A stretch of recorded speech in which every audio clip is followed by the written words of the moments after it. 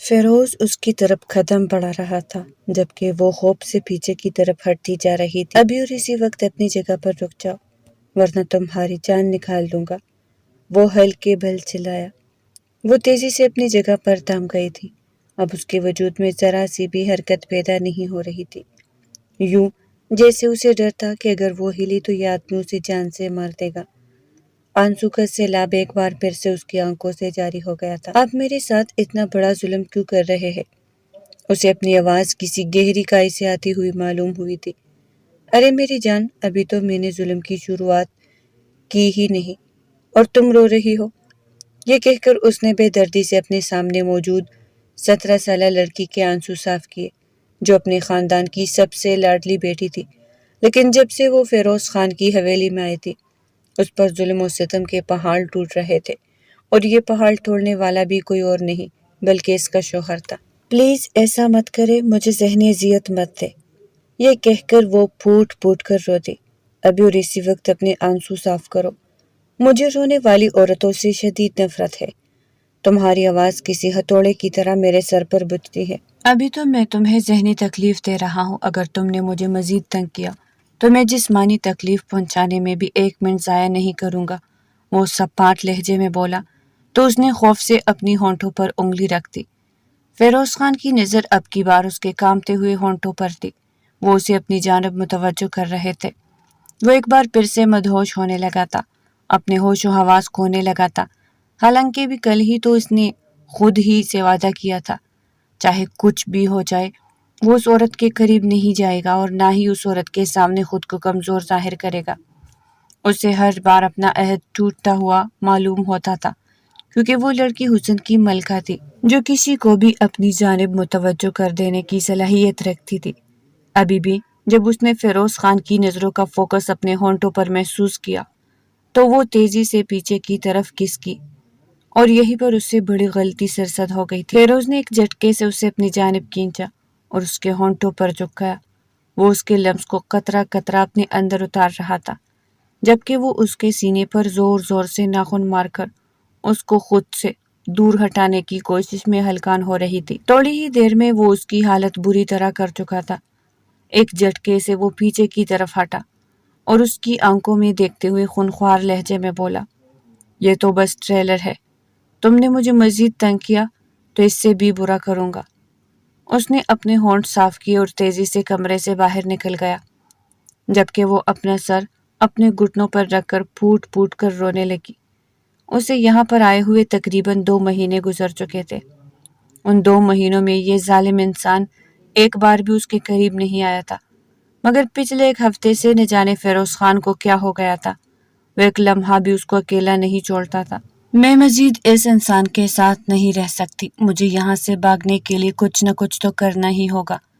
اس نے خود سے ایک نئے سرے سے عہد کیا، حالانکہ وہ جانتی تھی کہ وہ بہت بے بس ہے، وہ اس ظالم انسان کے سامنے ایک چمنٹی کی حیثیت رکھتی ہے اور یہاں سے بھاگنے کے بارے میں سوچ بھی نہیں سکتی، کیونکہ حیدر نے اسے پہلے ہی دن دھمکی دی تھی کہ اگر تم نے میری اجازت کے بغیر یہاں سے ایک بھی قدم نکالنے کی کوشش کی تو تمہارے بھائیوں کو جان سے مار دوں گا۔ اپنے بھائیوں کے لیے ہی تو اس نے اتنی بڑی قربانی دی تھی، ورنہ وہ کہاں فیروز کی باتوں سے خوف زدہ ہونے والی تھی یا اس کے چنگل میں پنسنے والی تھی۔ اسے اس کوٹری میں پڑے تقریباً 4 گھنٹے گزر چکے تھے جب کمرے کا دروازہ ایک زوردار آواز سے کھلا اور وہ انسان تن فن کرتا ہوا کمرے کے اندر داخل ہوا۔ ابھی اور اسی وقت اٹھو، ہمیں یہاں سے نکلنا ہے۔ اس نے بے دردی سے اپنی بیوی کا بازو پکڑ کر اسے اٹھایا۔ ہم کہاں جا رہے ہیں؟ ماریا نے کانپتی ہوئی آواز میں پوچھا۔ مجھ سے زیادہ سوال جواب مت کرو، خاموشی سے میرے ساتھ چلو۔ اسی وقت ہی گارڈ بھاگتا ہوا اس کی حویلی کے اندر داخل ہوا۔ صاحب، ہمیں جلدی یہاں سے نکلنا ہوگا، ورنہ بی بی صاحبہ کے خاندان والے یہاں پر پہنچ جائیں گے۔ جب اس نے اپنے خاندان والوں کا نام سنا تو اپنی بازو چھڑوانے کی کوشش کی۔ میں جانتی تھی کہ میرا بھائی بے قصور ہے، میرے بھائی نے تمہارے بھائی کو جان سے نہیں مارا۔ اس کی آنکھیں خوشی کے مارے چمکنے لگی تھی۔ اسی وجہ سے ہی تو میرے گھر والے مجھے لینے کے لیے آ رہے ہیں۔ تم اب میری بیوی ہو، تم میری دسترس میں موجود ہو، میری اجازت کے بغیر تم یہاں سے ایک قدم بھی باہر نہیں نکال سکتی۔ اگر تم نے مجھ سے دور جانے کے بارے میں سوچا تو تمہاری جان اپنے ہاتھوں سے لوں گا۔ وہ اتنی اونچی آواز میں چلایا تھا کہ آس پاس کھڑے سب گارڈز خوفزدہ ہو گئے تھے، مگر اب وہ لڑکی خوفزدہ ہونے کے بجائے اس کی آنکھوں میں آنکھیں ڈالے بات کر رہی تھی۔ میں اس وقت تک تمہارا ظلم برداشت کرتی رہی جب تک میرا بھائی بے قصور ثابت نہیں ہوا تھا۔ اب مجھے پتہ چل گیا ہے کہ اس کی کوئی غلطی نہیں ہے، تو کیوں میں تمہارا ظلم برداشت کروں؟ اس سے پہلے کہ وہ مزید کچھ کہتی، فیروز کا ہاتھ اٹھا تھا اور اس کے چہرے پر نشان چھوڑ گیا۔ وہ اپنے چہرے پر ہاتھ رکھ کے بے یقینی سے اس ظالم انسان کو دیکھ رہی تھی۔ تمہیں پہلے ہی بتایا تھا زبان دراز کرنے والی عورتیں پسند نہیں ہیں۔ تمہیں ہر بار وارن کرتا تھا، لیکن لگتا ہے کہ زبانی باتیں تمہیں سمجھ نہیں آتی جب تک کہ تمہیں ہاتھ سے نہ سمجھایا جائے۔ یہ کہہ کر ایک بار پھر سے وہ اس کا بازو پکڑ کر اسے کھینچتا ہوا گاڑی کی طرف بڑھ گیا تھا۔ اس بار اس نے خود کو چھڑوانے کی کوشش نہیں کی تھی۔ وہ تو اس صدمے سے دوچار تھی کہ فیروز نے اس پر ہاتھ اٹھایا تھا۔ وہ اپنی 4 بھائیوں کی اکلوتی بہن تھی۔ آج تک کسی نے بھی اس سے اونچی آواز میں بات نہیں کی تھی۔ اسے مارنا تو بہت ہی دور کی بات، میں تمہاری جان اپنے ہاتھوں سے لوں گی۔ گاڑی تھوڑی سی آگے بڑھی تھی جب وہ خونخوار لہجے میں بولی تو وہ کھل کر مسکرا دیا۔ میری ذرا سی قربت پر تم بے چین ہو جاتی ہو، تم سے سانس لینا دشوار ہو جاتا ہے، اور تم مجھے دھمکی دے رہی ہو کہ تم میری جان اپنے ہاتھوں سے لوگی۔ یہ کہہ کر وہ اسے سر سے لے کر پاؤں تک معنی خیز نظروں سے دیکھنے لگا۔ وہ اس کی کمزوریوں سے اچھے طریقے سے واقف تھا۔ وہ تڑپ کر بولی، تم میرے ساتھ ایسا نہیں کر سکتے ہو۔ میں تمہیں اپنے پاس آنے کی اجازت ہرگز نہیں دوں گی۔ مجھے تم سے یہ اجازت لینے کی ضرورت ہی نہیں ہے میڈم۔ یہ اجازت پہلے ہی مجھے میرا دین اسلام دے چکا ہے۔ تمام تر حقوق بغیر تم سے پوچھے وصول کر سکتا ہوں، اور جہاں تک تمہارے ان نخروں کا سوال ہے تو ان کو ذرا سائڈ پر ہی رکھا کرو۔ تمہیں کیا کسی نے بتایا نہیں ہے کہ شوہر کو انکار کرنے والی عورت جہنمی ہوتی ہے؟ وہ اب مصنوعی غصے سے اس کی طرف دیکھتے ہوئے بات کر رہا تھا۔ اور آپ کو کیا کسی نے یہ نہیں بتایا کہ زبردستی کسی سے نکاح بھی حرام ہوتا ہے؟ وہ چیختے ہوئے بولی تھی۔ میڈم صاحبہ، اس پر آپ کا علم تھوڑا سا ناقص ہے، کیونکہ ایسا کسی بھی کتاب میں نہیں لکھا ہوا۔ میں نے آپ کے ساتھ زبردستی نہیں کی تھی۔ آپ نے خود 3 بار قبول ہے کہا تھا، اور یہ سب آپ نے اپنے گھر والوں کے سامنے کہا تھا۔ مجبوری کے تحت میں نے نکاح کیا تھا، اپنے بھائی کی جان کو بچانے کے لیے۔ مجھے لگا تھا کہ اسے واقعی قتل ہو گیا ہے۔ مجھے بھی لگا تھا کہ قصور تمہارے بھائی کا ہے، لیکن خیر، اب کیا ہی کر سکتے ہیں۔ اب تو ہم دونوں کی شادی ہو گئی ہے، میاں بیوی ہے، ایک دوسرے کے ساتھ زندگی تو گزارنی ہی پڑے گی۔ میں تمہارے ساتھ نہیں رہوں گی، میں تم سے پوچھ نہیں رہا ہوں بلکہ تمہیں بتا رہا ہوں، اور اگر دوبارہ تم نے یہ بات کہی تو اسی وقت جنگل میں کسی درخت کے ساتھ باندھ کر چلا جاؤں گا۔ اگر تم میری نہیں ہو سکتی تو میں تمہیں کسی کی بھی نہیں ہونے دوں گا۔ ہاں، میں جانوروں پر تھوڑا سا رحم کر سکتا ہوں تاکہ انہیں کھانے کے لیے خوراک مل جائے۔ وہ بے یقینی سے اسے اپنی پہلو میں بیٹھے ہوئے اس درندے نما انسان کو دیکھ رہی تھی جس سے کسی بھی چیز کی امید رکھی جا سکتی تھی۔ کیا تم میرے ساتھ واقعی ایسا کرو؟ کہ اسے اپنی آواز کسی گہرے کنویں سے آتی ہوئی معلوم ہوئی تھی۔ ہاں بالکل، میں تمہارے ساتھ ایسا ہی کروں گا۔ اچانک ہی تیز بارش شروع ہو گئی تھی۔ گاڑی چلانا مشکل ہو گیا تھا۔ اس نے گاڑی ایک سائٹ پر پارک کی اور اب فرصت سے اپنے پہلو میں بیٹھی ہوئی اس حسین عورت کو دیکھنے لگا جو چند ہی دنوں میں اس کے لیے اس کی کل کائنات بن گئی تھی۔ تم نے گاڑی کیوں روک دی؟ وہ اس کی نظروں کی تپش سے کنفیوز ہو رہی تھی، اس لیے نگاہیں چرائے ہوئے بولی، بارش بہت تیز ہے، اگر اس دوران گاڑی چلائی تو ایکسیڈنٹ ہونے کا اندیشہ ہو سکتا ہے۔ تو اچھی بات ہے نا، مر جائیں گے، تاکہ تمہاری قربت سے تو میری جان چھوٹے گی، اس نے ناک چڑھاتے ہوئے کہا تھا۔ میڈم صاحبہ، ایسی باتیں مت کرے۔ میں بھی جانا چاہوں کہ جب آپ کے پاس آتا ہوں تو آپ کو کتنی خوشی ملتی ہے۔ اگر آپ خود اس بات کا اعتراف نہیں کریں گے تو میں ابھی اور اسی وقت آپ کو ایکسپیریمنٹ کر کے دکھا دوں۔ یہ کہہ کر وہ ایک بار پھر سے اسے گھورنے لگا تھا تو وہ تیزی سے نفی میں سر ہلاتے ہوئے بولے، نہیں، اس کی کوئی ضرورت نہیں ہے، آپ بالکل ٹھیک کہہ رہے ہیں، مجھے واقعی بہت خوشی ملتی ہے۔ ان دونوں کو وہاں پر رکے تھوڑی ہی دیر گزری تھی جب فیروز خان کا موبائل بجنے لگا تھا۔ اس نے دیکھا گارڈ کی طرف سے کال موصول ہو رہی تھی۔ گارڈ نے اسے بتایا کہ ماریا بیگم کے بھائی ان کے بنگلے میں آئے تھے اور وہاں پر وہ ساری چیزیں تباہ اور برباد کر کے چلے گئے۔ انہوں نے گھر کا کوئی بھی سامان سلامت نہیں چھوڑا۔ اس کے علاوہ وہاں پر جو گارڈ موجود تھے انہیں بھی بہت بری طرح سے مارا ہے۔ تم مجھے جنگلی کہتی ہو، ذرا اپنے بھائیوں کو دیکھو جنہوں نے میرے گھر کی حالت ابتر کر دی ہے۔ انہوں نے میرا جو نقصان کیا ہے اس کی قیمت بھی تم سے ہی وصول کروں گا۔ بس مجھے تھوڑا سا ان سارے مسئلوں سے باہر نکلنے دو۔ ان کی بہن آپ کے قبضے میں موجود ہے۔ اپنی بہن کو چھڑوانے کے لیے وہ کسی بھی حد سے گزر سکتے ہیں۔ آپ میرے بھائیوں سے پھنگا لے کر اپنی زندگی کی بہت بڑی غلطی کر رہے ہیں۔ اگر تمہارے بھائی اتنے ہی طاقتور ہے تو وہ اس وقت تمہیں بچانے کے لیے کیوں نہیں آئے؟ جب تمہارا باپ تمہارے بھائی کی قیمت کی صورت میں تمہیں میرے سامنے پیش کر رہا تھا، اس وقت ان کی غیرت کہاں پر چلی گئی تھی؟ اس وقت کسی نے بھی کیوں آواز نہیں اٹھائی؟ ایسی کوئی بات نہیں ہے، میں نے خود اپنے بھائی کے لیے قربانی دی تھی۔ چلو پھر ٹھیک ہے، اس بار میرے لیے قربانی دینے کے لیے تیار ہو جاؤ، کیونکہ میں کسی بھی صورت تمہیں ان ظالم درندوں کے حوالے نہیں کروں گا۔ میرے جیتے جی تم کبھی بھی ان لوگوں کے پاس نہیں جا سکتی۔ آپ میرے ساتھ اتنا بڑا ظلم نہیں کر سکتے ہیں۔ میں آپ سے شدید نفرت کرتی ہوں۔ میں آپ کا چہرہ بھی نہیں دیکھنا چاہتی۔ آپ جیسے انسان کے ساتھ زندگی گزارنے سے اچھا ہے کہ میں اپنی جان لے لوں۔ تو ٹھیک ہے، پھر خود کو جان سے مار دو، لیکن میں تمہیں ان لوگوں کے حوالے تو ہرگز نہیں کروں گا۔ اس نے دو ٹوک انداز میں کہا اور ایک بار پھر سے گاڑی چلانے لگا۔ وہ اسے لے کر گلگت کے ایک بہت ہی خوبصورت علاقے میں چلا گیا تھا جہاں اس وقت برف باری ہو رہی تھی۔ بہت شدید سردی تھی، ایک منٹ بھی باہر رکنا محال ہو رہا تھا۔ وہ دونوں تیزی سے گھر کے اندر داخل ہوئے۔ فیروز خان کوکنگ میں بہت اچھا تھا اور اس کے اس ٹیلنٹ سے بہت کم لوگ ہی واقف تھے۔ تم اس وقت کیا کھانا پسند کرو گے؟ اس نے پیار سے اپنی بیگم کو دیکھتے ہوئے کہا۔ میرے لیے تھوڑا سا زہر لے آئے، وہ میں تمہیں کھانے کے بعد دوں گا۔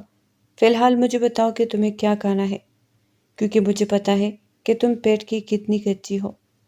اسے اپنی معصوم سی بیگم صاحبہ کی یہی بات بہت اچھی لگتی تھی کہ وہ کتنی ہی پریشانی اور مشکل میں کیوں نہ ہو، کتنی ہی بڑی مصیبت میں کیوں نہ آ جائے، وہ ایک بھی ٹائم کا کھانا مس نہیں کرتی تھی۔ کھانا وہ پراپر کھاتی تھی۔ مجھے اس وقت بریانی کھانے کا دل کر رہا ہے، اس نے معصومیت سے فیروز خان کی طرف دیکھتے ہوئے کہا۔ نہ جانے کیوں اسے اب اس انسان کو پریشان کرنے کا دل چاہ رہا تھا۔ مجھے یقین تھا کہ تم اسی طرح کی ہی کوئی فرمائش کرو گی۔ یہ کہہ کر اس نے اپنی ملازمہ کو آواز دی جس نے جلدی سے ان دونوں کو بریانی سرو کر دی۔ کیا تم نے یہ پہلے سے بنا کر رکھی ہوئی تھی؟ اس نے حیرت سے فیروز کے چہرے کی طرف دیکھتے ہوئے پوچھا۔ ہاں، کیونکہ میں تمہاری رگ رگ سے واقف ہوں۔ تمہارے ساتھ میں نے چند ہی ہفتے گزارے ہیں، لیکن اس دوران مجھے اندازہ ہو گیا ہے کہ تم کس طرح کی عورت ہو۔ چند ہفتے نہیں، آپ نے میرے ساتھ چند مہینے گزارے ہیں، لیکن ان مہینوں میں تو میں نے تمہاری طرف نظر اٹھا کر بھی دیکھنا پسند نہیں کیا۔ میں تو تمہیں اس رشتے کو قبول کرنے کے لیے تھوڑا سا وقت دے رہا تھا۔ اگر مجھے پتا ہوتا کہ اس دوران تم وہاں سے بھاگنے کی پلاننگ کر رہی ہو تو خدا کی قسم اسی وقت ہی تم پر اپنا حق ثابت کر دیتا۔ اس کے گال ایک بار پھر سے شرم کی وجہ سے لال ہو گئے تھے۔ کیا آپ اس طرح کی باتیں کیے بغیر کھانا نہیں کھا سکتے؟ جی بالکل کھا سکتا ہوں۔ وہ خاموشی سے کھانا کھانے لگا۔ اس کی نگاہیں بار بار باہر ہونے والی برف باری پر جا کر ٹکتی تھی۔ برف کتنی خوبصورتی سے زمین پر گر رہی ہے، اس نے ان لمحوں میں کھوئے ہوئے کہا۔ کیا تمہیں برف باری پسند ہے؟ فیروز اس کی نظروں کے تعاقب میں باہر کی طرف دیکھنے لگا۔ مجھے بہت پسند ہے اور میں زندگی میں پہلی بار دیکھتے ہی ہوں۔ حیران ہونے کی باری فیروز کی تھی، کیونکہ اس نے یہی سنا تھا کہ ماریا کے گھر والے ہر سال دسمبر میں گھومنے کے لیے ناران کاغان کے علاقوں میں نکل جاتے ہیں۔ اس کا پورا خاندان ہی تفریح کا بہت شوقین تھا۔ جب اس نے یہی سوال اس سے کیا تو وہ اپنی نگاہیں جھکاتے ہوئے کہنے لگی، صرف بھائی اور گھر کے باقی لوگ گھومنے کے لیے جاتے تھے، مجھے گھر سے باہر نکلنے کی اجازت نہیں تھی۔ بات کرتے کرتے اس کی آنکھوں میں آنسو آ گئے تھے۔ کیا مطلب ہے اس بات کا؟ کیا وہاں پر وہ لوگ تم پر کوئی ظلم کرتے تھے؟ اس نے کسی انجانے اندیشے کے تحت پوچھا تو وہ تیزی سے نفی میں سر ہلانے لگی۔ نہیں، مجھ پر کوئی ظلم نہیں کیا کرتا تھا، سب مجھ سے بہت پیار کرتے تھے، لیکن حویلی کے کچھ اصول تھے جنہیں ماننا ہر لڑکی پر فرض تھا۔ میں بھی انہی اصولوں کو مد نظر رکھتے ہوئے اپنی زندگی گزار رہی تھی۔ چلو کوئی بات نہیں، اب تم میری زندگی میں شامل ہو گئی ہو، میں تمہاری ساری خواہشات پوری کروں گا۔ ایک لمحے کے لیے ماریا کے لبوں پر مسکراہٹ چھا گئی، مگر اگلے ہی لمحے اسے یاد آیا کہ اس نے تو اس انسان کے ساتھ زندگی ہی نہیں گزارنی، اس لیے تیزی سے نفی میں سر ہلاتے ہوئے بولے، مجھے آپ کے ساتھ ہی نہیں رہنا، مجھے یہاں سے جانا ہے۔ فیروز خان ایک گہری سانس لے کر خاموش ہو گیا، کیونکہ اس لڑکی سے وہ مزید بحث نہیں کر سکتا تھا۔ وہ جانتا تھا کہ اس لڑکی کو سمجھانا ان کو رکشے میں بٹھانے کے مترادف ہے، اور فی الحال تو اسے اپنی ذہنی حالت بہت عزیز تھی۔ چلو کمرے میں چلو، کافی رات ہو گئی ہے، اچھے بچے رات کو جلدی سو جاتے ہیں۔ وہ ایک بار پھر سے اسے اپنی نظروں کے حصار میں لیتے ہوئے بولا تو وہ تیزی سے نفی میں سر ہلانے لگی۔ مجھے آپ کے ساتھ نہیں سونا، مجھے الگ کمرے میں رہنا ہے، تاکہ ایک بار پھر سے تم وہاں سے بھاگنے کی کوشش کرو۔ نہیں، میں وہاں سے نہیں بھاگوں گی، اس نے تیزی سے جواب دیا۔ تم اب یہاں سے بھاگ بھی نہیں سکتی ہو میری پیاری جان۔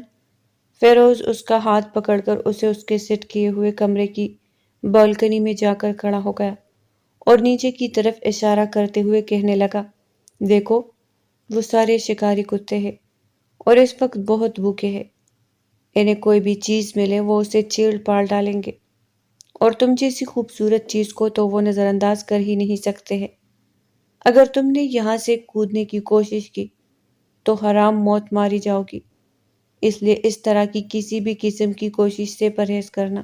ان کتوں کو دیکھ کر اس کی آنکھیں خوف سے کھلی کی کھلی رہ گئی تھی۔ کیا یہ واقعی انسان کو چیر پال رکھتے ہیں؟ اس نے ایک انجانے اندیشے کے تحت پوچھا تو وہ تیزی سے ہاں میں سر ہلانے لگا۔ چلو تمہیں ایک ایکسپیریمنٹ دکھاتا ہوں، اس نے ملازمہ کو آواز دی اور اسے کچن سے گوشت لانے کے لیے کہا۔ اب تم ان کا تماشا دیکھو۔ اس نے ایک گوشت کا ٹکڑا زمین پر پھینکا تو وہ کسی بھوکے درندے کی طرح اس پر چپٹ پڑے اور لمحوں میں ہی کھا گئے۔ اس کے ساتھ ہی وہ اوپر کی طرف دیکھتے ہوئے بونکنے لگے، جیسے اپنے مالک سے کچھ اور مانگ رہے ہو۔ فیروز نے ایک نظر اپنے پہلو میں کھڑی ڈری سہمی ہوئی لڑکی کی طرف دیکھا۔ اگر میں تمہیں اٹھا کر زمین پر پھینک دوں تو کیا ہی تماشا ہو جائے؟ یہ کہہ کر وہ اسے اٹھانے ہی لگا تھا کہ وہ چیختے ہوئے دور جا کر کھڑی ہو گئی۔ نہیں پلیز، نہیں ایسا مت کیجیے گا، یہ کہہ کر وہ چھوٹے بچوں کی طرح رونے لگی تھی۔ یہ گھر کے پچھلے حصے میں موجود ہے، اس لیے یہاں سے نکلنے کی تو ہرگز کوشش مت کرنا، اور گھر کے سامنے والے دروازے پر گارڈز کھڑے ہوئے ہیں، میں نے انہیں حکم دیا ہے کہ اگر وہ تمہیں باہر دیکھے تو جان سے مار دے۔ اب تمہارے اپنے ہاتھوں میں اپنی زندگی ہے۔ وہ اسے ڈراتا ہوا وہاں سے نکل کر جا چکا تھا۔ فی الحال وہ اس لڑکی کو تھوڑی سی سسپینس دینا چاہتا تھا تاکہ وہ اس رشتے کو قبول کر سکے۔ فی الحال وہ اس پر کسی بھی قسم کا حق ثابت نہیں کرنا چاہتا تھا۔ اس کے وہاں سے جانے کے بعد وہ تک ہار کر بستر پر لیٹ گئی۔ اس کی آنکھوں سے ایک بار پھر سے آنسو نکلنے لگے تھے۔ اسے سمجھ نہیں آ رہا تھا کہ وہ کیا کرے۔ ایک طرف اس کے بھائیوں کی عزت تھی اور دوسری طرف وہ انسان تھا جس کے آنکھوں میں وہ اپنی محبت دیکھ چکی تھی، لیکن پھر بھی وہ اس پر یقین نہیں کر پا رہی تھی۔ اسے اپنی بے بسی پر بہت رونا آ رہا تھا۔ فیروز خان بلا شبہ اس پر غصہ کرتا تھا، اسے ڈانٹتا تھا اور کبھی کبھار تو اس پر ہاتھ بھی اٹھا جاتا تھا، مگر اس کے باوجود وہ اس سے محبت کرتا تھا، اس کا خیال رکھتا تھا۔ وہ اسے تکلیف اسی وقت پہنچاتا تھا جب وہ اس کی بات نہیں مانتی تھی۔ اسے اس بارے میں بھی معلوم تھا کہ ہر بار اس کی اپنی ہی غلطی ہوتی ہے، اسی وجہ سے تو وہ چاہ کر بھی فیروز سے نفرت نہیں کر پا رہی تھی۔ اسے وہاں پر لیٹے ہوئے تھوڑی ہی دیر گزری تھی کہ اس کا دھیان ایک بار پھر سے برف باری کی طرف چلا گیا۔ وہ کھڑکی میں جا کر کھڑی ہو گئی۔ برف روئی کی طرح نرم تھی، اس کی آنکھیں خوشی کے مارے چمکنے لگی تھی۔ کچھ سوچتے ہوئے وہ بنگلے کے بیرونی دروازے سے باہر نکل گئی۔ سامنے ہی دروازے پر گارڈ کھڑے تھے، مگر وہ اپنے دھیان میں مگن تھے اور ایک دوسرے سے باتیں کر رہے تھے۔ فی الحال اسے ان لوگوں سے کسی قسم کی کوئی دلچسپی نہیں تھی۔ اسے تو اس وقت برف باری میں انجوائے کرنا تھا۔ وہ چھوٹے بچوں کی طرح برف میں کھیلنے لگی۔ کبھی وہ برف باری کے چھوٹے چھوٹے گولے اٹھا کر انہیں گارڈز کو مارتی اور کھلکھلا کر ہنستی۔ وہ بیچارے مسکرانے کے علاوہ اور کچھ کر بھی نہیں سکتے تھے، کیونکہ یہ چھوٹی سی نادان لڑکی ان کے ساتھ ہی پسندیدہ عورت تھی۔ اگر وہ اس لڑکی کو کچھ کہتے تو نہ صرف اپنی نوکری سے ہاتھ دھو بیٹھتے، اور کوئی بھروسہ نہیں تھا کہ وہ اپنی جان سے بھی چلے جاتے۔ انہیں فی الحال اپنی زندگی سب سے زیادہ عزیز تھی، اور زندگی کو بچانے کے لیے اگر یہ ذرا سی خواری برداشت کرنی تھی تو وہ کر ہی سکتے تھے۔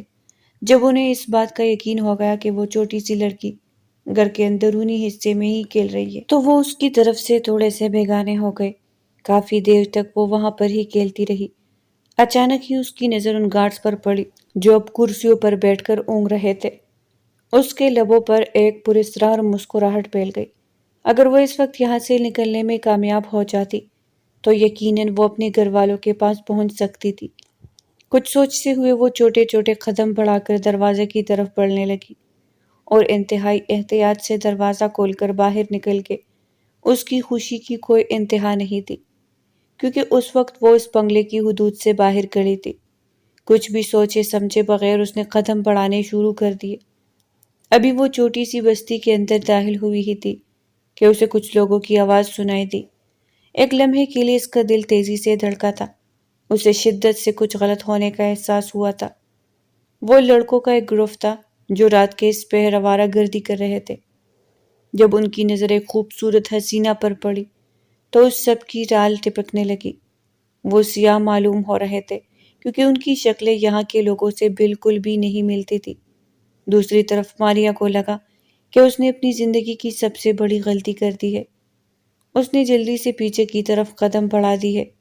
وہ لڑکے بھی اس کے پیچھے پیچھے ہی چلنے لگے۔ او حسینہ، کہاں جا رہی ہو؟ اس قدر شدید سردی میں ہم پر ہی تھوڑی نظر کرم کر دو، تمہارا یہ احسان ہم کبھی بھی نہیں بھولیں گے۔ اور حسینہ، بات تو سنو، ہم سے کیوں ڈر رہی ہو؟ انہوں نے اپنی رفتار تیز کر دی تھی۔ وہ تیزی سے اس کے پیچھے بھاگتے چلے جا رہے تھے۔ اس نے بھی خوف کے مارے بھاگنا شروع کر دیا۔ تھوڑی ہی دیر میں وہ اس بستی سے باہر نکل آئی تھی۔ اس کی آنکھوں سے تیزی سے آنسو بہہ رہے تھے۔ وہ لڑکے ابھی تک اس کا پیچھا کر رہے تھے۔ اچانک ہی اسے ایک لڑکے کی آواز سنائی دی۔ اب ہم لوگ ویران جگہ پر پہنچ چکے ہیں۔ یہاں پر کوئی بھی نہیں ہے۔ اگر ہم اس لڑکی کو پکڑنے میں کامیاب ہو جاتے ہیں تو ہماری رات بہت اچھی گزر جائے گی۔ یہ کہہ کر وہ غباثت بھرے انداز میں ہنسنے لگا، جبکہ دوسرے بھی اس کی بات کی تاکید کرنے لگے۔ وہ چھوٹی سی لڑکی تھی اور نہ ہی اس میں اتنی ہمت تھی کہ وہ ایک لمبا فاصلہ طے کر سکتی۔ تھوڑی ہی دیر کے بعد وہ تک ہار کر زمین پر گر گئی۔ وہ لڑکے بھی اس کے سر پر پہنچ گئے تھے۔ ان میں سے ایک لڑکے نے اس کا دوپٹہ پکڑ کر کھینچا۔ وہ تکلیف کے مارے کراہنے لگی اور ان کی منتیں کرتے ہوئے کہنے لگی، خدا کے لیے مجھے چھوڑ دو، مجھے یہاں سے جانے دو۔ ارے پیاری لڑکی، تمہیں ایسے کیسے جانے دے سکتے ہیں؟ اتنی مشکل سے تو ہمیں اتنا اچھا شکار ملا ہے۔ کوئی بے وقوف ہی ہوگا جو اس قدر زبردست شکار کو اپنے ہاتھ سے نکلنے کی اجازت دے گا۔ اس سے پہلے کہ وہ مزید کچھ کہتا کہ ایک کالے رنگ کی گاڑی وہاں پر آ کر رکی۔ وہ گاڑی کسی اور کی نہیں بلکہ فیروز خان کی تھی۔ وہ مغرور انداز میں اپنی گاڑی سے نیچے اترا اور تن فن کرتا ہوا ان کے سر پر جا کر کھڑا ہو گیا۔ اگر تم لوگوں کو اپنی زندگی عزیز ہے تو یہاں سے دفع ہو جاؤ۔ وہ بولا نہیں تھا بلکہ اونچی آواز میں چلایا تھا۔ اس کی بات سن کر وہ لڑکے کلکلا کر ہنسنے لگے۔ کیا تم نے ہمیں بے وقوف سمجھا ہوا ہے کہ ہم یہاں سے چلے جائیں اور تمہیں اکیلے ہی اس کے مزے لوٹنے دیں؟ اس سے پہلے کہ وہ مزید کچھ کہتا، فیروز نے ایک زوردار مکہ اس کی ناک پر مارا۔ اس کی ناک ٹوٹ گئی تھی۔ خون کا ایک فوارہ وہاں سے نکلا۔ وہ درد کے مارے کراہنے لگا اور چیختے ہوئے کہنے لگا، تم لوگ کھڑے کیوں ہو؟ اس آدمی کو جان سے مار دو، اس سالے کی تو۔ لڑکے ایک ایک کر کے اس کے پاس جا رہے تھے اور وہ ان سب کو سبق سکھا رہا تھا۔ تھوڑی ہی دیر میں وہ لڑکے زمین پر پڑے درد کے مارے کرا رہے تھے، یہ میری بیوی کو میری نظر سے دیکھنے کی سزا ہے۔ اس کو تنگ کرنے کی سزا تو تمہیں اپنی حویلی لے جا کر دوں گا۔ یہ کہہ کر اس نے اپنے گارڈز کو اشارہ کیا جو تھوڑے ہی فاصلے پر کھڑے خاموشی سے تماشا دیکھ رہے تھے۔ ان میں سے کوئی بھی اپنے صاحب کی مدد کرنے کے لیے نہیں آیا تھا کیونکہ وہ جانتے تھے کہ یہ اس کا پرسنل ریونج ہے جس میں وہ کسی کی بھی مداخلت برداشت نہیں کرتا۔ تم اس وقت یہاں پر کیا کر رہی ہو؟ اب اس کے غصے کا رخ اس حسینہ کی طرف ہو گیا تھا جو زمین پر پڑی خوف کے مارے رو رہی تھی۔ وہ زور سے فیروز کے سینے سے لگ گئی اور اونچی اونچی آواز میں رونے لگی۔ فیروز نے اس وقت ایک پتلی ٹی شرٹ پہنی ہوئی تھی۔ جب اسے یہ پتہ چلا تھا کہ اس کی بیگم گھر پر موجود نہیں ہے تو وہ سردی کا بھی لحاظ کی بغیر تیزی سے کمرے سے باہر نکلا اور اسی حالت میں ہی یہاں پر پہنچا تھا اور اب اس کے گرم گرم آنسو سے اپنے سینے پر گرتے ہوئے محسوس ہو رہے تھے۔ اس نے پیار سے ماریا کے سر پر بوسہ دیا اور اس کو تسلی دیتے ہوئے کہنے لگا، کچھ بھی نہیں ہوا، سب ٹھیک ہے، میں تمہارے ساتھ ہوں، تمہیں ڈرنے کی ضرورت نہیں ہے۔ پہلی بات تو یہ ہے کہ تمہیں اس وقت گھر سے باہر نکلنا ہی نہیں چاہیے تھا۔ میں جانتا ہوں کہ تمہارے دماغ میں ابھی بھی وہی کیڑا بیٹھا ہوا ہے۔ مجھے پتا ہے کہ تم ابھی بھی مجھ سے دور بھاگنا چاہتی ہو۔ تمہیں کتنی بار بتاؤں کہ تم جتنی مرضی کوشش کر لو، مجھ سے دور نہیں جا سکتی ہو۔ میں تم سے شدید محبت کرنے لگا ہوں۔ اتنی محبت آج سے پہلے مجھے کسی سے بھی نہیں ہوئی۔ یہاں تک کہ اتنی محبت تو مجھے اپنی ذات سے بھی نہیں ہے جتنا پیار مجھے تمہاری ذات سے ہے۔ تم میرے لیے بہت خاص ہو، میرے لیے بہت عزیز ہو۔ تم سے دور ہونے کا احساس مجھے بہت تکلیف پہنچاتا ہے۔ تم تو میرا وجود کا حصہ بن گئی ہو۔ اگر میں تمہیں خود سے دور کروں گا تو مجھے تکلیف پہنچے گی۔ تم کیوں یہ بات نہیں سمجھ پا رہی؟ کیوں مجھے تکلیف پہنچا رہی ہو؟ اتنے عرصے سے وہ جس چیز سے نظریں چرا رہا تھا، آج وہ بات اس کی زبان پر آ گئی تھی، جبکہ وہ حیرت اور خوف کے ملے جلے تاثرات سے اس کا اظہار محبت سن رہی تھی۔ وہ جو ایک بہت بڑا گینگسٹر تھا جس نے کبھی بھی کسی پر رحم نہیں کیا تھا اور جسے عورت کے نام سے ہی شدید نفرت تھی، وہ آج اس سے شدید محبت میں گرفتار ہو گیا تھا۔ وقت بدلنے میں بھی ٹائم نہیں لگتا ہے۔ ایک وقت تھا جب اسے صرف اور صرف اپنی طاقت بڑھانے کی بے چینی رہتی تھی اور آج یہ وقت تھا کہ اسے صرف اور صرف اپنی بیگم کی حفاظت کی فکر رہتی تھی۔ آپ ایک گینگسٹر ہیں، آپ بہت سے لوگوں پر ظلم کرتے ہیں اور مجھے ظالم لوگوں سے شدید نفرت ہے۔ اس نے اپنے آنسو صاف کرتے ہوئے دھیمے لہجے میں کہا، تمہیں کس نے بتایا ہے کہ میں لوگوں پر ظلم کرتا ہوں؟ میں تو ایک بہت ہی اچھا اور شریف انسان ہوں۔ میں تو ہمیشہ دوسروں کے کام آتا ہوں۔ وہ معصوم سے لہجے میں بولا تو وہ آنکھیں چھوٹی چھوٹی کر کے اسے گھورنے لگی۔ آپ یہ بات بھول رہے ہیں کہ آپ نے خود ہی مجھے کہا تھا۔ اس نے بے چینی سے اپنے سر پر ہاتھ مارا، ایک آنکھ بند کرتے ہوئے بولا، ایک تو مجھے بھی نہ پتہ نہیں کون سا کیڑا کاٹتا ہے جو تم سے اس طرح کی باتیں کر دیتا ہوں۔ دیکھو، ماضی میں میں نے جو کچھ بھی کیا ہے اسے بھول جاؤ۔ اب میں بہت ہی اچھا اور نیک انسان بن گیا ہوں۔ تمہارے لیے تو میں نے ہر برا کام چھوڑ دیا ہے۔ اگر تمہیں یقین نہ آئے تو میرے ان گارڈ سے پوچھ لو۔ اس نے ان گارڈز کی طرف دیکھا تو وہ سارے ایک ہی آواز میں بولے، جی بیگم صاحبہ، صاحب بالکل ٹھیک کہہ رہے، انہوں نے واقعی یہ سارے کام چھوڑ دیے ہیں۔ دل ہی دل میں وہ اپنے رب سے معافی مانگ رہے تھے کیونکہ وہ ایک بہت بڑا جھوٹ بول رہے تھے۔ اگر وہ اس چھوٹی سی لڑکی کو بتا دیتے کہ کل رات کے وقت ہی ان کے صاحب نے کون سا بڑا کارنامہ سر انجام دیا ہے تو وہ یہاں پر رکنے میں ایک منٹ بھی نہ لگاتی، مگر انہیں اپنے صاحب کا گھر بھی تو بچانا تھا۔ زندگی میں پہلی بار ان کے صاحب کو کسی سے عشق ہوا تھا، وہ کیسے اپنے صاحب کو عشق میں ناکام ہوتا ہوا دیکھ سکتے تھے؟ چلو اب بہت رات ہو گئی ہے اور سردی بھی بہت زیادہ ہے، گھر چلتے ہیں۔ یہ کہہ کر اس نے اپنی بیگم کا بازو پکڑا۔ اس نے اٹھنے کی کوشش کی لیکن درد سے کراہتے ہوئے دوبارہ سے زمین پر گر پڑی۔ کیا ہوا ہے، تم ٹھیک تو ہو؟ وہ بے چینی سے بولا۔ وہ جلدی جلدی بھاگی تھی، اس کا پاؤں کسی چیز سے ٹکرایا تھا اور پاؤں کا ناخن اکڑ گیا، مگر سردی اس قدر شدید تھی کہ اس کے پاؤں سن ہو گئے تھے اور خوف بھی بہت زیادہ تھا جس کی وجہ سے وہ اپنے پاؤں کی طرف توجہ ہی نہیں دے پائی۔ اب جب اس کی نظر اپنے پاؤں پر پڑی تو وہ اونچی اونچی آواز میں چلانے لگی، وہاں دیکھنے کی ضرورت نہیں ہے، میری طرف دیکھو، سب ٹھیک ہے۔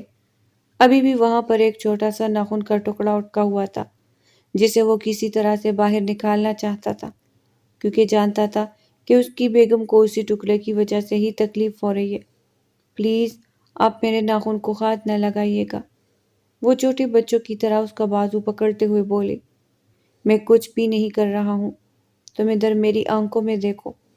وہ اس کی توجہ اپنی طرف مبذول کروا رہا تھا۔ وہ خاموشی اس کی نیلی آنکھوں میں دیکھنے لگی، جہاں پر ایک پورا جہان آباد تھا، اور اس جہان کی ملکہ وہ خود تھی۔ فیروز جانا تھا کہ اس کا پاؤں اس وقت سن ہے۔ اگر وہ ٹکڑا اتارے گا تو اسے تکلیف نہیں ہوگی، اس لیے اس نے خاموشی سے ناخن کا ٹکڑا الگ کر دیا اور اسے محسوس بھی نہیں ہونے دیا۔ وہ اسے اپنی بازو میں اٹھا کر گاڑی کی طرف بڑھنے لگا۔ تھوڑی ہی دیر کے بعد وہ دونوں بنگلے میں پہنچ چکے تھے۔ اب کی بار وہ اسے اپنے کمرے میں لے کر گیا اور اس کے پاؤں کی ڈریسنگ کرنے لگا۔ اسے پین کلر دے کر آرام سے بستر پر لٹایا اور اس کے اوپر کمبل ٹھیک کر دیا۔ تم مجھے اتنی اچھی کیوں لگتی ہو؟ یہ سوال وہ کوئی 5ویں بار کر رہا تھا۔ میں نہیں جاننا چاہتی، اس نے فوراً سے اپنی نگاہیں جھکا لی، مگر مجھے پتا ہے تم مجھے اتنی اچھی اس لیے لگتی ہو کیونکہ تم باقی سب دنیا سے بالکل منفرد ہو۔ تمہارا دل صاف ہے، تمہارے دل میں کسی قسم کا بوجھ نہیں ہے، تمہارے دل میں نفرت نہیں ہے۔ جو کچھ تمہارے دماغ میں ہوتا ہے وہی تمہاری زبان پر ہوتا ہے۔ تم دوسروں کی طرح اپنے چہرے پر ماسک لگانا نہیں جانتی ہو، اور تمہاری یہی اصلیت مجھے بہت پسند ہے۔ آپ یہ بات اتنی یقین سے کیسے کر سکتے ہیں؟ وہ حیرانگی سے اس سے سوال کرنے لگی، حالانکہ اسے اپنی بیگم کی طرف متوجہ ہوئے بھی صرف چند ہفتے ہی گزرے تھے۔ یہ سب کچھ میں اتنے یقین سے اس لیے کہہ سکتا ہوں کیونکہ میں انسان کو دیکھ کر ہی اندازہ لگا لیتا ہوں کہ اس کے دل و دماغ میں کیا چل رہا ہے۔ میں نے اپنی زندگی جس فیلڈ میں گزاری ہے، مجھے اس حوالے سے کافی اچھی تجربہ مل گیا ہے۔ اچھا مجھے بتائے کہ اس وقت میں کیا سوچ رہی ہوں؟ وہ اپنے چہرے کو ہر قسم کے تاثرات سے پاک کرتے ہوئے اس کی آنکھوں میں دیکھتے ہوئے بولی۔ اس وقت تم یہ سوچ رہی ہو کہ تمہیں مجھ پر یقین کرنا چاہیے یا نہیں؟ کیا تمہیں اپنا آپ میرے حوالے کرنا چاہیے یا نہیں؟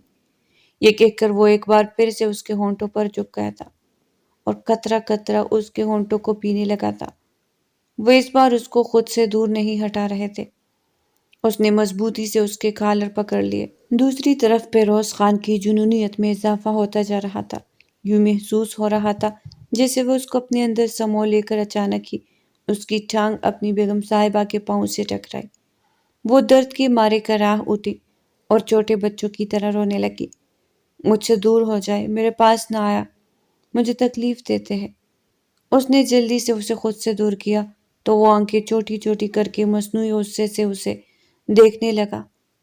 ایک تو تمہیں زخم بھی آج ہی لگنا تھا، سارا موڈ خراب کر دیا تم نے۔ اس میں میرا کیا قصور ہے؟ اچھا تو اس میں میرا قصور ہے؟ اس نے ماریا کا سر اپنے کندھے پر رکھا ہوا تھا اور اس کے بالوں میں انگلیاں پھیر رہا تھا۔ وہ خاموشی سے آنکھیں بند کر کے لیٹی ہوئی تھی۔ مجھے کبھی بھی دھوکہ مت دینا ماریا، مجھے دھوکہ دینے والے لوگوں سے شدید نفرت ہے، اور جو مجھے دھوکہ دیتا ہے میں ان کو معاف بھی نہیں کرتا ہوں۔ میں انہیں ہمیشہ ہمیشہ کے لیے اپنی زندگی سے نکال دیتا ہوں۔ تم میرے لیے بہت خاص ہو، میں تمہیں خود سے دور نہیں کرنا چاہتا، اس لیے تمہیں پہلے ہی خبردار کر رہا ہوں۔ یہ کہہ کر اس نے ماریا کے ماتھے پر بوسہ دیا، جبکہ وہ ایک بار پھر سے اپنی ماضی میں کھو گئی۔ کہنے کو تو وہ اپنی خاندان کی لاڈلی بیٹی تھی اور اپنے بھائیوں کی اکلوتی بہن تھی، لیکن اس حویلی میں اس کی حیثیت ایک نوکرانی جیسی تھی۔ دراصل اس کی ماں جوانی میں ہی کسی مرد کے ساتھ بھاگ گئی تھی، جس کی وجہ سے اس کی زندگی مشکل ہو گئی تھی۔ ہر وقت ہی اسے اپنی دادی جان کی طرف سے یہی تانے ملتے رہتے تھے کہ تم بھی اپنی ماں جیسے نکلو گی اور حویلی سے بھاگنے کی کوشش کرو گی۔ اس کے بھائی بھی اس سے نفرت کرتے تھے، اس پر حد سے زیادہ سختی کرتے تھے۔ اسے حویلی سے باہر قدم نکالنے کی بھی اجازت نہیں تھی۔ صرف سب سے چھوٹا بھائی ہی تھا جو اس سے محبت کرتا تھا، جو اس کا خیال رکھتا تھا، اس کی خواہشات کو پورا کرتا تھا اور اس کے لیے ڈھیر سارے تحائف بھی خرید کر لاتا تھا۔ باقی گاؤں والوں کے سامنے اور خاندان والوں کے سامنے اس کے ساتھ اچھا سلوک کیا جاتا تھا، لیکن حویلی کے اندر اس کو نوکرانیوں جیسا ٹریٹ کیا جاتا تھا۔ اس کی تائی جان کچن کے سارے کام بھی اسی سے کرواتی تھی۔ اسے آگے پڑھنے کی بھی اجازت نہیں دی گئی تھی۔ اس نے صرف میٹرک تک ہی تعلیم حاصل کی تھی۔ اس نے کالج میں جب داخلہ لینے کی خواہش ظاہر کی تو اس کی دادا نے سختی سے انکار کر دیا کہ میں تم پر بھروسہ نہیں کر سکتا۔ اس کی تائی کی بیٹی بھی کالج پڑھنے کے لیے جاتی تھی، جس کی دوستی ہر قسم کے لڑکوں کے ساتھ تھی۔ وہ رات گئے تک ان لڑکوں سے باتیں بھی کرتی رہتی تھی، لیکن کسی کو بھی وہ نظر نہیں آتی تھی۔ سب کی نگاہیں صرف اور صرف ماریا پر ہی ٹکی تھی، اور ہر کسی کو یہی ڈر تھا کہ ماریا دھوکہ نہ دے دے۔ کچھ ہی وقت گزرا تو خاندان میں ایک قتل ہو گیا جس کا الزام اس کے سب سے چھوٹے بھائی پر آیا تھا۔ اس کا بھائی گھر سے فرار ہو گیا کیونکہ وہ بہت زیادہ ڈر گیا تھا۔ وہ مرنا نہیں چاہتا تھا اور اس کے بھائی کی جگہ اس کو قربانی دینی پڑی۔ فیروز خان کے خاندان میں چلی آئی، جہاں پر فیروز خان کی ماں نے پہلے ہی دن اس پر حد سے زیادہ ظلم کیا تھا۔ وہ موت کے قریب پہنچ چکی تھی جب فیروز کی نظر اس پر پڑی۔ وہ اس چھوٹی سی لڑکی کو اپنے بنگلے میں لے آئے اور اپنے خاندان والوں کو بھی کہہ دیا کہ اس سے میرا حساب بنتا ہے۔ میرے علاوہ کسی کو ماریا سے برا سلوک کرنے کی اجازت نہیں ہے۔ اگر کسی نے اسے ہاتھ لگانے کی بھی کوشش کی تو میں اس کے ہاتھ کاٹ ڈالوں گا۔ وہ نہیں جانتا تھا، مگر اسے اس لڑکی میں ایک عجیب سی کشش محسوس ہوئی تھی۔ وہ اسے شہر میں موجود بنگلے میں لایا۔ وہ انیکسی میں رہنے لگی جبکہ وہ خود اس سے الگ بنگلے کے اندر ہی رہتا تھا۔ 2 مہینوں تک اس نے اس کی شکل بھی نہیں دیکھی، لیکن جب تھوڑا سا وقت گزرا تو ایک دن وہ بنگلے کے اندر داخل ہوئی۔ اس نے سفید رنگ کا خوبصورت جوڑا پہنا ہوا تھا۔ وہ آسمان سے اتری ہوئی کوئی حور معلوم ہو رہی تھی۔ فیروز اسے پہلی بار غور سے دیکھ رہا تھا۔ وہ پہلی ہی نظر میں وہ اس پر پیدا ہو گیا اور اگلے ہی دن اس نے اسے حکم سنا دیا کہ تم میرے ساتھ ہی رہو گی۔ یہ سن کر وہ بہت زیادہ ڈر گئی تھی۔ وہ تو شکر ادا کر رہی تھی کہ اس انسان سے اس کی جان چھوٹی ہوئی ہے۔ اسے یہ بھی یقین تھا کہ اس کے بھائی نے قتل نہیں کیا۔ بہت جلد ہی وہ بے گناہ ثابت ہو جائے گا تو وہ اس انسان کے چنگل سے آزاد ہو جائے گی، کیونکہ اس کو نوکرانی سے معلوم ہوا تھا کہ یہ انسان ایک بہت بڑا گینگسٹر ہے جو غیر قانونی سرگرمیاں کرتا ہے۔ اس کے علاوہ لوگوں پر ظلم بھی کرتا ہے۔ اسے ظالم لوگوں سے شدید نفرت تھی۔ یہی وجہ تھی کہ وہ فیروز خان سے بھی دور ہونا چاہتی تھی۔ اس نے اس حویلی سے بھاگنے کی کوشش کی، مگر گارڈ نے اسے پکڑ لیا۔ فیروز اسے لے کر ایک اور جگہ پر شفٹ ہو گیا تھا، مگر وہ وہاں پر بھی باز نہیں آئی تھی۔ دن تیزی سے گزرتے چلے جا رہے تھے۔ ہر دن فیروز کو اس سے محبت ہوتی جا رہی تھی، اور اب تو یہ حال ہو گیا تھا کہ وہ اس کو دیکھے بغیر بھی رہ نہیں سکتا تھا۔ تھوڑی ہی دیر کے بعد وہ اس کے بازو میں سو گئی تھی، جبکہ وہ اب اس کے چہرے کے ایک ایک نقش کو چوم رہا تھا اور ایک ایک نقش کو حفظ کر رہا تھا۔ تھوڑی ہی دیر کے بعد وہ کرسمس آئی تو وہ بھی اس کی نیند خراب ہو جانے کی ڈر سے پیچھے ہٹ کر لیٹ گیا۔ اگلے دن جب وہ سو کر اٹھی تو موسم کافی خوشگوار تھا، مگر اس کے پاؤں میں شدید درد ہو رہا تھا۔ تقریباً 1 ہفتے تک وہ درد سے چلاتی رہی تھی۔ 1 ہفتے کے بعد اس کا پاؤں تھوڑا سا ٹھیک ہونا شروع ہوا تو اس نے پھر سے باہر جانے کی ضد شروع کر دی۔ وہ اس کی ہر بات بغیر کسی احتجاج کے مان لیتا تھا۔ ابھی بھی وہ اسے گلگت کے سب سے خوبصورت علاقے میں اپنے بازو میں اٹھا کر سیر کروا رہا تھا۔ وہ جب بھی کوئی خوبصورت جگہ دیکھتی تو خوشی سے بچوں کی طرح چلانے لگتی اور وہ اس کے چہرے کو دیکھ کر مسکرانے لگتا۔ مجھے بہت مزہ آ رہا ہے۔ تھوڑی ہی دیر کے بعد فیروز کو اس کی آواز سنائی دی۔